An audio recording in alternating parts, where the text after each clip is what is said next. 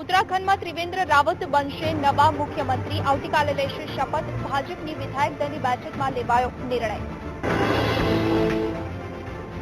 ઉત્તરાખંડમાં બમ્પર જીત સાથે સત્તામાં આવેલી ભાજપે રાજ્યના સીએમ તરીકે ત્રિવેન્દ્રસિંહ રાવતના નામ પર મહોર લગાવી છે।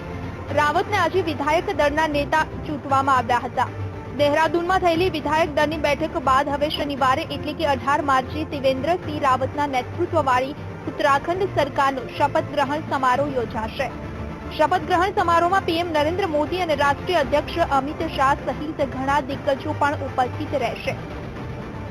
આપને જણાવી દઈએ કે ઉત્તરાખંડ ચૂંટણીમાં ભાજપે 57 બેઠક પર જીતનો પરચમ લહેરાવ્યો છે। 70 બેઠકવાળી વિધાનસભામાં કોંગ્રેસને માત્ર 11 બેઠક મળી હતી।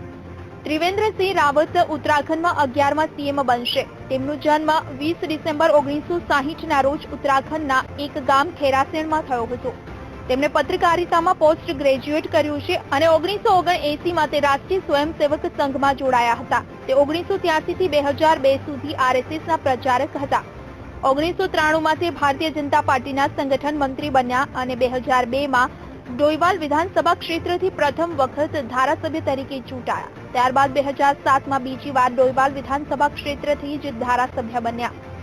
2012ની વિધાનસભા ચૂંટણીમાં ડોઈવાલ સીટ છોડી તેમણે રાયપુરથી ચૂંટણી લડી, પરંતુ ત્યાં હારનો સામનો કરવો પડ્યો અને 2013માં ભાજપના રાષ્ટ્રીય સચિવની જવાબદારી અપાઈ।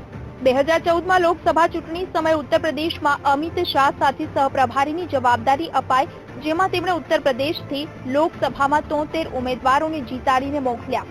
તે 2007-2012 દરમિયાન રાજ્યની ભાજપ સરકારમાં કૃષિ મંત્રી પણ રહ્યા।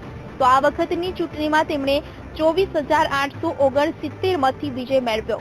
આ સાથે જો ઓક્ટોબર 2014માં તેમને જ્યારે ઝારખંડના પ્રભારીની જવાબદારી સોંપાઈ હતી, તો તેના નેતૃત્વમાં પહેલી વખત ઝારખંડમાં ભાજપની પૂર્ણ બહુમતવાળી સરકાર બની હતી।